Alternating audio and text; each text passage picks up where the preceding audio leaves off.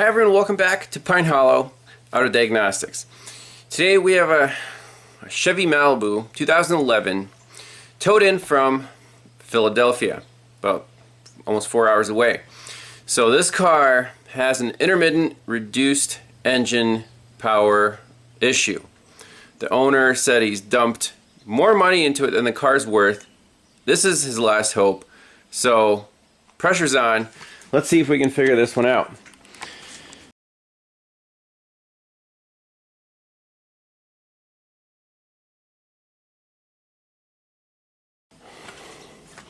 This car seems to be very similar to one we did last year, the 2010, I think Malibu V6. Now that one had a different engine, 3.5. This is a 3.6 liter V6, but it had almost the same trouble codes. Let's look at the trouble codes.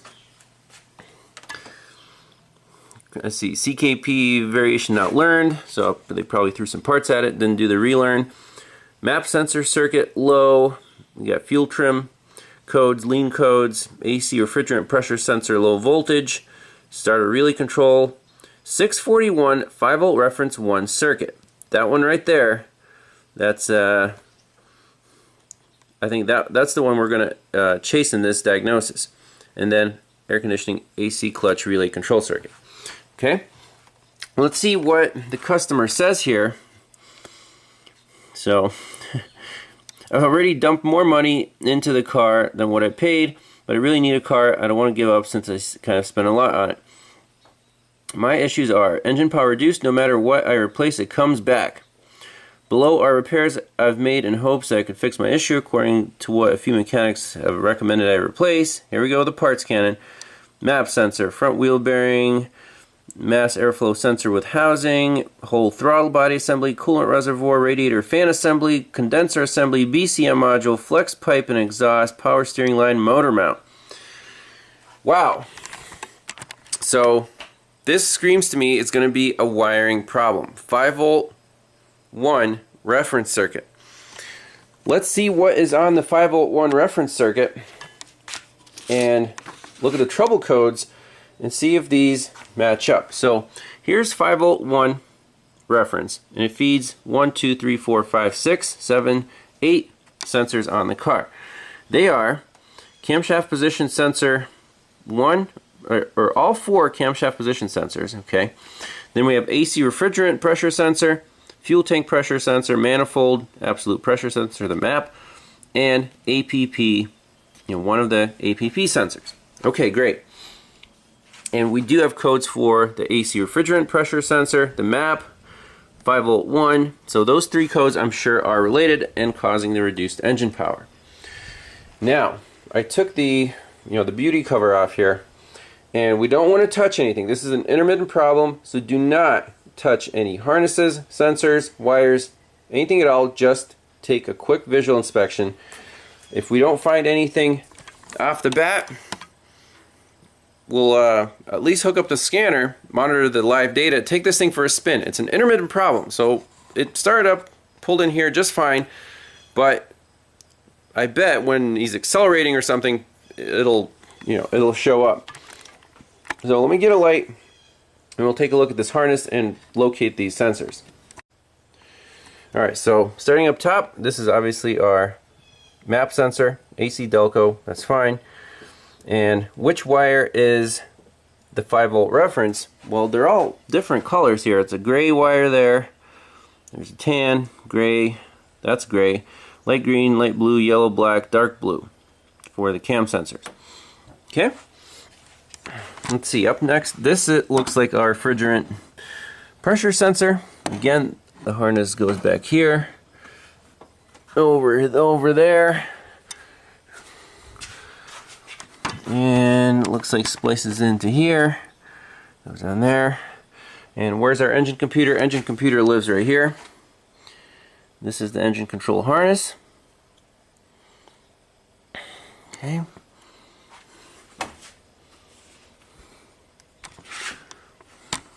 What is this thing right here? Oh, probably a current sensor, yes. Okay, so that's fine. Over here, and the main engine harness comes up here. You can see the loom is kind of falling off, degrading. Carefully look at points like this where the harness is rubbing on something metal, like this valve cover bolt. Goes back there, okay. Over, around. Over to here. Then splits off. Goes to our cam sensors and oil control solenoids. All these guys here. Here's our mass airflow.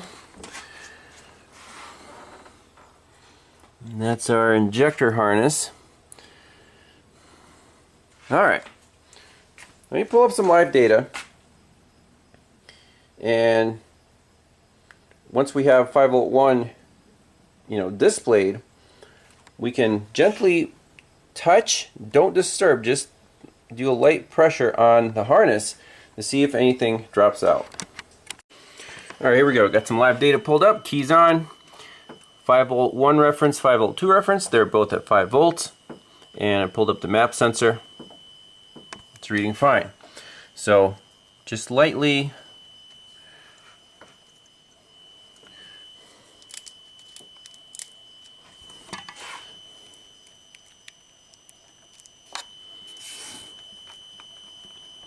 touch the harnesses here and there. And if this doesn't show anything, we will have to take this thing on a test drive and try to recreate this problem.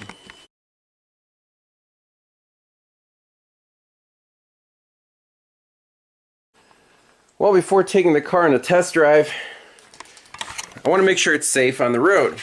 And for the headlights, I noticed only the right side low beam worked and the high beams didn't work. And if you're driving around with only one headlight, you're more likely to get pulled over. So I don't know if this car is registered, insured, but don't want to, it's 2 years, or at least it's very expired for the inspection. So I at least want to make sure that the headlights work. On the left low beam that didn't work, well, that problem was kind of obvious. We got a melted connector here. If you wiggle it, the low beam comes on. The high beams, well, we can leave that for later, but I at least want to fix this before taking the car on a test drive. Alright, well, for the high beams, pretty simple diagnosis here. We're just looking at the relays. 35 is high beam relay. Well, what do you notice? It's missing. And then I notice this relay is really loose in this slot, and 53, I guess it's optional, air pump, which this car doesn't have. So I think this belongs in here. Let's see if we pull the stock. Okay, that relay now clicks. This high beam still doesn't turn on. For this terminal, I scraped off the melted plastic so you can actually see the metal now and tighten up that pin. We can clean that up a little more, plug that in, and see what lights come back. Alright, here we go. There's low beam, high beam, sweet. Alright, now we can take this car on a test drive. Headlights are done. Fast blink, left front turn signal works.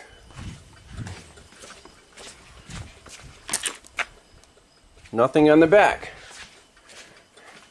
Same thing with the right. Front works, rear does not. So we have to figure out why the rear turn signals don't work. Well, luckily the customer had the old BCM in the car, and these rear turn signals, they are controlled by the body control module, and depending on if you have RPO code 1LZ, you're going to have either regular halogen bulb or this LED setup. And well, the VIN in the replacement BCM obviously doesn't match the VIN of the car because he didn't have it programmed, and I think that BCM is for the 1LZ option, and it won't turn on the rear turn signals. So I'm just going to plug this old BCM back in so we can get that back in order, and we'll do a crank relearn, take this thing on a test drive, and hopefully that 5-volt 1 reference circuit drops out. Alright, original BCM is reinstalled. We have the right VIN, correct VIN number. However, the rear stop lamps and turn signals still do not work. You can see the center mount works. These guys do not. Unbelievable. I guess both of his bulbs were burned out in the back. Well, we needed to reinstall that original BCM anyways to make the car right. So let's, junkyard parts. Of course. Alright. Now we're in business. Let's see here. Much better. Alright, let's hook some stuff up, take it for a spin. So it's already after lunchtime, and the car is finally ready to go on a test drive. So a note to potential customers that if you're bringing a car here for a diagnosis for a specific issue, and I need to test drive the car, make sure the car is roadworthy. Insured, registered, has a license plate, the wheels won't fall off, the lights work. I don't want to get in trouble for driving a car that's not road legal. So it took a few hours to get this car road legal. Now we're going to take it on a test drive. So the customer is going to obviously pay for those repairs before we start the actual diagnosis. So here we go. Okay, so I have a Pico hooked up, just one channel on that gray wire. That's the 5-volt reference to the map sensor. Easy to get to. So, the hood, and here's our trace. Let's turn the key on, make sure that's 5 volts. Indeed, beautiful. Now, let's test drive the car. Well, you guys can't blame me for not wearing a seatbelt on this one.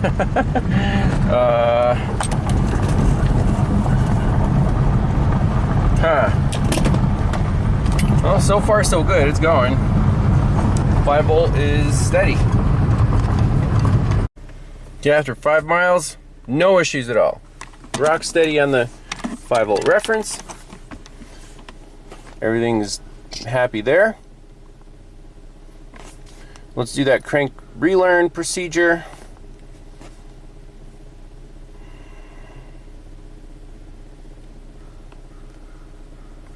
Yep. So we go to actuation test or special function. Crankshaft position variation learn. Okay. Okay. Set parking brake. Okay.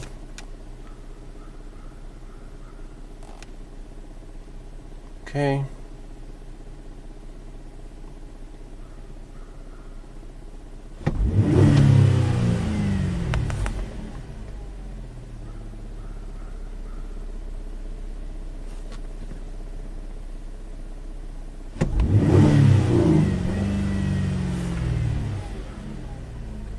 Test in progress. Learn this ignition. Okay. So let's clear out that code.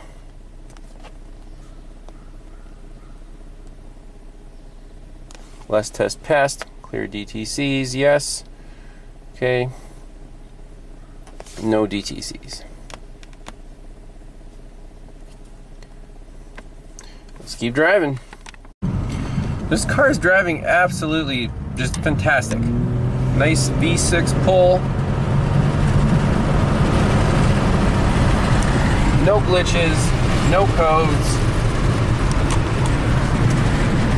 So, gone about 10 miles, bumpy roads, acceleration, deceleration. Can't reproduce it. So, next step is call a customer and say, hey, how do you drive this thing to make it act up and go into reduced power? I mean, I'm willing to bet there's a short to ground somewhere on that 5-volt reference tree, but we need to catch it in the act to, you know, to make sure.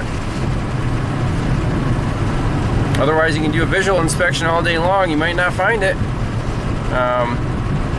And the last sensor on there is the fuel tank pressure sensor. So there could be some harness damage under the car, next to the fuel tank, who knows. So we can take a quick look, but we'll have to call the customer and authorize more diagnostic time.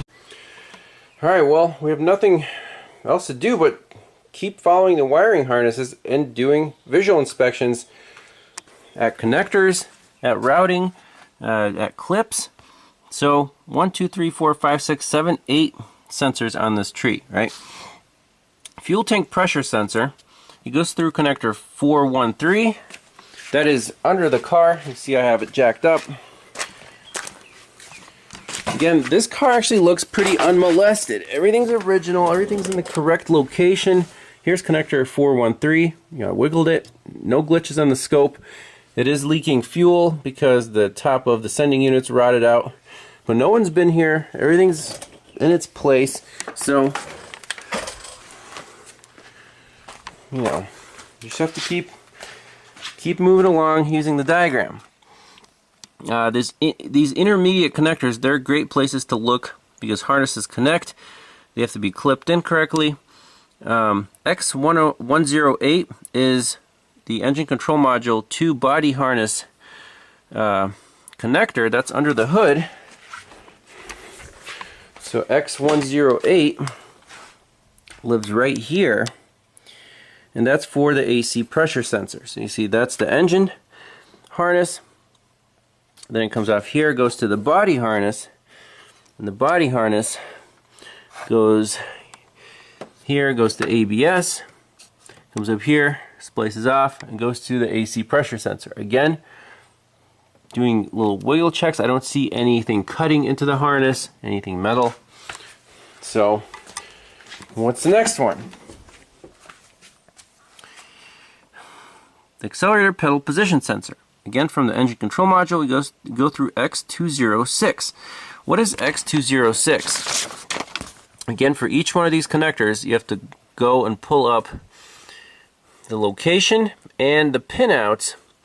So this one, 22 cavities in the passenger compartment behind the left instrument panel. So this is instrument panel to body harness. Okay, and here's the layout. And pins A1 is the light blue, A2s are tan 5-volt reference. So that's the one we're looking for, pin A2 tan. And that's right here, light blue, tan, purple. So this corner right here. I don't see anything wrong with this connector. It's kind of close to this metal bracket. And I do see a bolt right here, and the wires are kind of smushed into it. So before touching anything, you want to look at the scope. You have the key on, look at that 5-volt reference.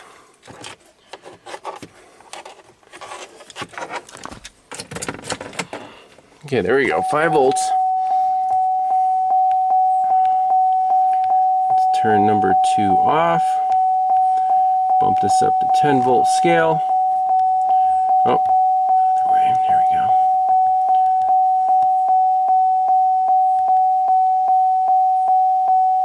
So there, that's 5 volts right there, right? Oh, can even turn the key on. Okay. So I'm gonna wiggle. I'm just gonna push on this connector to see if that bolt is cutting into any of the wires.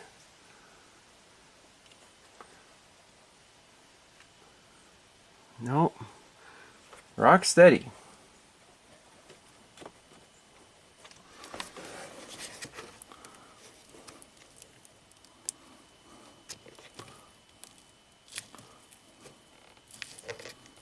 See, they were kind of rubbing on it, but nothing's rubbed through, and this tan wire goes right there, right into our harness. So sometimes you get excited, but then gotta keep looking. Then obviously the APP sensor is right here, so we can wiggle that. That's fine. Nothing's dropping out. So I'm going to keep looking.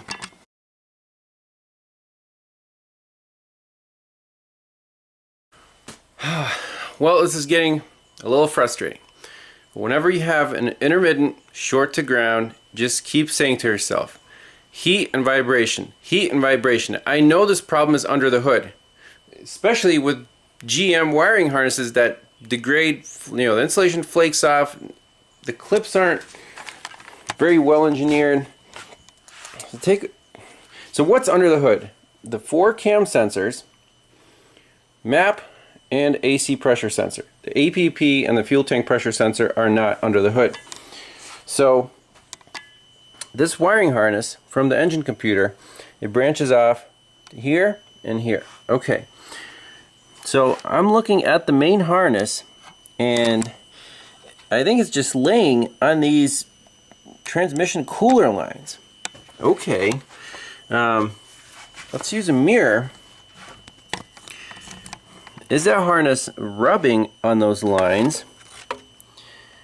And you can see some wires are exposed, and they're definitely laying right on those cooler lines. Okay, so that's very suspicious. And again, the scope's rolling, 5 volt is there. I'm just going to gently push down on the harness and wiggle it back and forth across those cooler lines.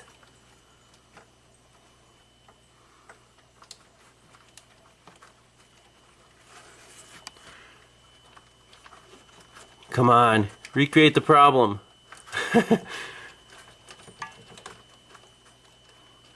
Do a more careful visual inspection.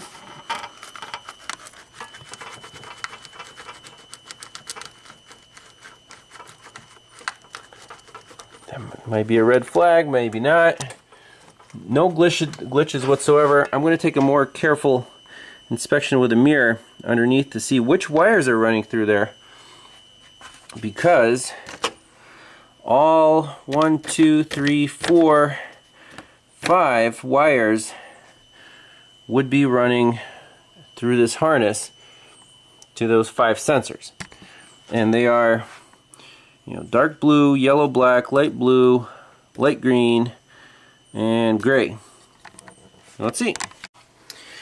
Oh, I can smell victory, but it's too early to celebrate. So indeed, you guys look down here, I see exposed copper on a blue wire. Now, is that blue or light blue? Oh man, I don't know. It looks kind of dark blue. Kind of like this. But the 5 volt reference is a light blue coming to our CMP sensor. We can measure the voltage on that wire, see which one it is. It's rubbed through and there's copper touching that tube. That's a fact. Alright, so that blue wire, the one that was rubbed through, we don't know exactly where it goes. So I put a piercing probe on it, channel 2, turn the key on, and sure enough, it's also a 5 volt wire. Now the test is, if we pull that wire down and the reference at the MAP sensor also drops down, then we're definitely on the right track. Then we prove that that is exactly our problem. The test light connected to battery ground. See, it's a good ground. So this will pull down the blue wire. Place your bets now. Is the blue trace, the 5 volt reference, is that going to drop out? Here we go. And it did. So that 5 volt reference is pretty good. It can actually light up my test light, but this right here is proof that that circuit it's the same circuit. We could ground it out completely and see if all those codes set and whatnot, but I'm just gonna wrap this wire up and call this car fixed. Pretty insane. So that is definitely a 5 volt reference. Now, does that go to our camshaft position sensor? Is it that looks like a dark blue wire, that looks like a light blue wire, but we know it's the same circuit because when we pull it down, the 5-volt reference at the map also gets pulled down. So that's it. That's the issue. It took a few hours to find it. You know, visual inspection, yes, but we need to know exactly where the harnesses go, where the sensors live, where the intermediate connectors are.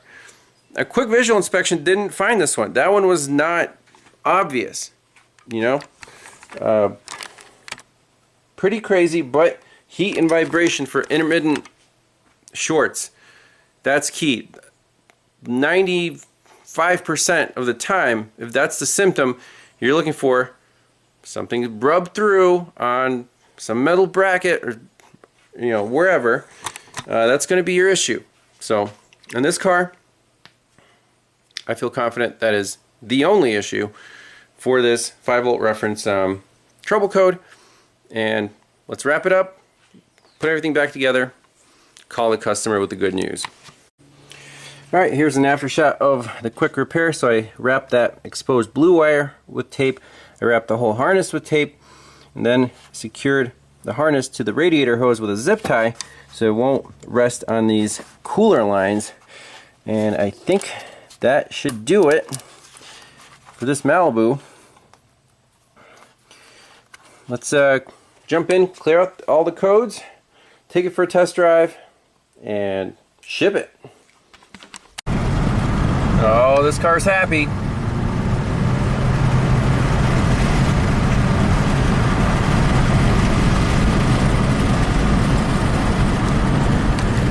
Yeah, I think this V6 non-GDI engine, awesome. Much better than those 2.4 Ecotechs. But yeah, so for this diagnosis, you know, the initial gut feeling of 5-volt reference circuit intermittently shorting to ground was exactly spot on. But to find the issue,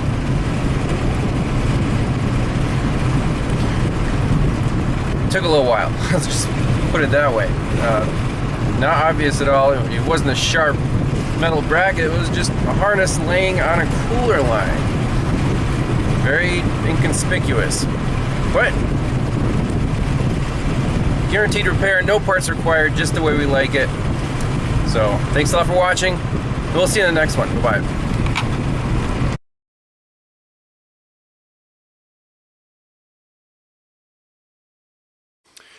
Well, the customer of the 2011 Chevy Malibu was so pleased that I found his reduced power engine complaint, fixed it, no parts required.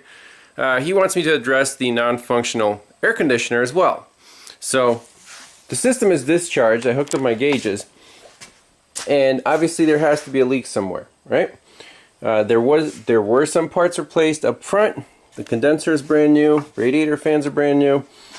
So if you just do a visual inspection, yeah, it could be some sloppy work. So I want to charge up the system a hair, just introduce some refrigerant, and use the sniffer, TIF XP1A, to find leaks. Obviously you want to check the connection to the condenser first, which lives right here. Let's see.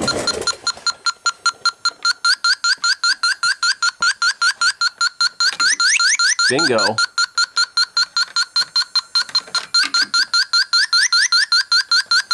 So this will tell you, the volume will increase.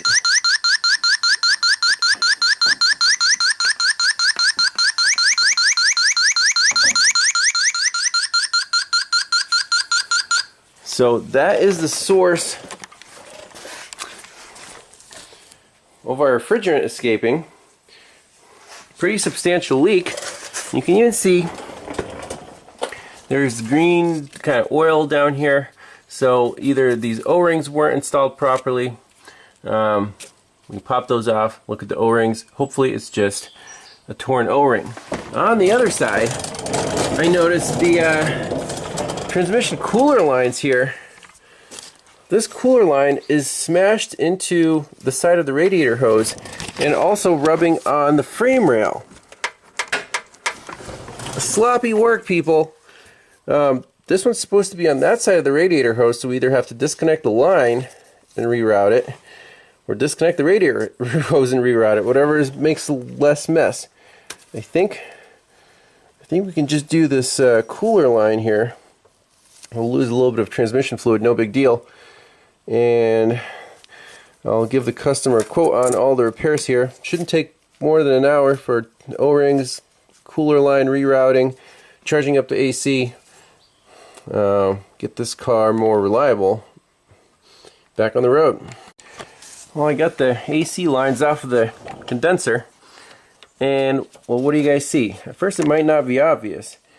So you see the lower pipe has this washer, and it's actually rubberized. That's the seal that needs to be there for this thing to seal up. The upper pipe does not have a seal whatsoever. So this was just metal to metal. Pretty impressive that the leak wasn't bigger. But yeah, this thing just needs a couple new seals on the AC and a recharge, and then we'll reroute that transmission cooler line, and the customer will be very pleased. Alright, pretty easy fix on this side. Just pop the line out, put it on that side of the hose, and just lost a few drops of transmission fluid, no big deal. Courtesy of Fisher Auto Parts, we got a AC seal kit for this vehicle. Comes with an assortment of O-rings and seals. So we need one of each, the small and the medium seals for these condenser pipes.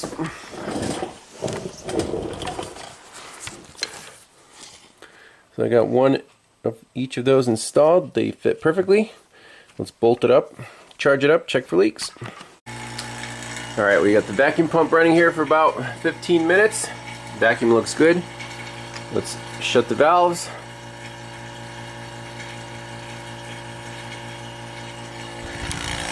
Turn off the pump.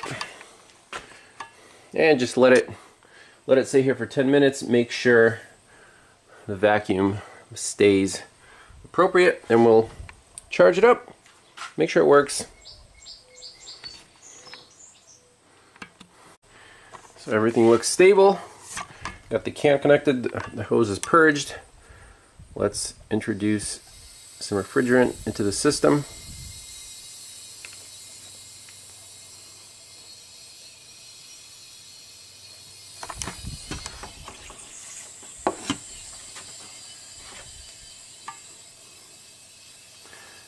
We'll start the car.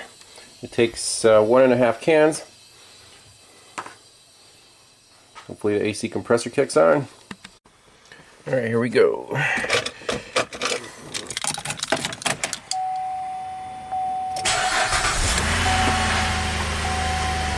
Turn on AC. Yep, AC kicked on. You can get a temperature gauge. Measure the temperature of the vents. Looking good. We got ice cold air. Beautiful. American style. Air conditioning has to work, right? Alright, that's it for this one. Thanks a lot for watching, everybody. See you next time. Bye-bye.